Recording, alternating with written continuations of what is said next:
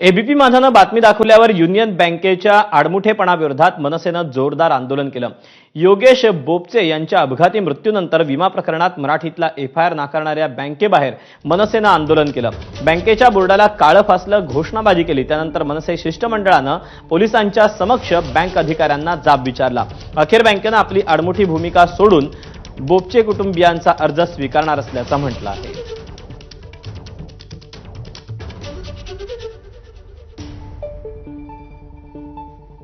Union bank खाजगी आहे का? नाही खाजगी आहे का? तुम्ही तुमच्या म्हणजे तुम्ही सेंटरमधून आले असं तुमचं म्हणणं आहे का? आकाशात पडले की महाराष्ट्रात मराठीत नाही चालणार असं तुमचं म्हणणं आहे? मराठी लावून तुम्ही आपल्या आई बोलू लागला मराठी चालणार नाही। तुम्ही केंद्राच्या अखत्यारीत अहो काही असं तुमच्यासारख्या नालायक लोकांमुळे महाराष्ट्रात मराठीचा अपमान होतोय। आम्हाला बोलू द्या, तुम्ही समजत नाही। कोण बोलला कोण बोलला कोण बोलला कोण बोलला? त्याला काय समोर आलं? बोलू दे, त्याला काय समोर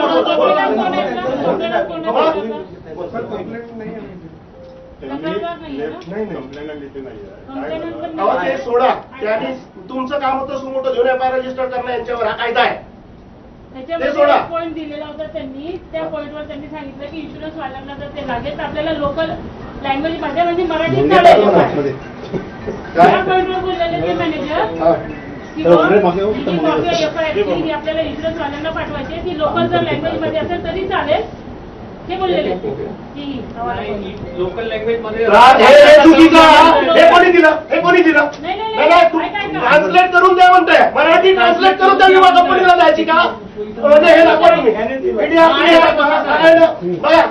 याच्यामध्ये म्हणजे मराठी हे हे कोणी दिलं? मला दाखवा। हे कोणी दिलं?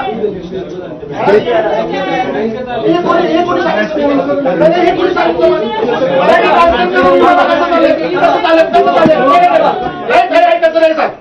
काय म्हणतात? लोकल लँग्वेजला ट्रान्सलेट करून त्या विमा कंपनीला देतील काय लोक?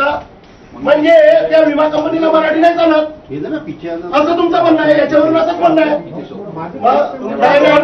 विमा कंपनीला बोला, कोण आहे त्याचा रिप्रेझेंटेटिव्ह? बोला। बँकेचं म्हणणं तसं नाही आहे सर, त्यांना सांगितलं ना, जर समजा त्यांनी एफआयआरची ती ट्रान्सलेटेड कॉपी, आम्ही तसा अर्ज पाठवायला तयार होतो, पण तो पाठवल्यानंतर परत त्याच्यामध्ये क्वेरी निघून त्यांना सदर क्लेम मिळास वेळ झाला असता, अजून ती प्रोसिजर डिले झाली असती, त्याच्यासाठी जबाबदार आम्हीच राहिलो असतो। म्हणून आम्ही त्यांना सुचवलं की जर समजा ती ट्रान्सलेटेड कॉपी दिली तर त्यांना विदिन टाइम त्यांचा क्लेम अमाऊंट आम्ही त्यांच्या हातात सुपूर्द केला असता।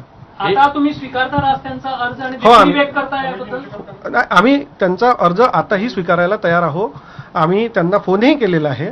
ते सध्या त्यांच्या कुटुंबातील कोणत्या व्यक्तीच्या मृत्यूमुळे परत बाहेरगावी आहेत। ते आल्यावर त्यांना आम्ही बँकेत बोलवून अर्ज त्यांचा स्वीकार करून झालेल्या कृतीबद्दल दिलगिरी बँक व्यक्त करते। हो आम्ही ठीक आहे। आमच्यामुळे जो त्यांना समजा अनधान्याने त्रास झाला असेल त्याच्या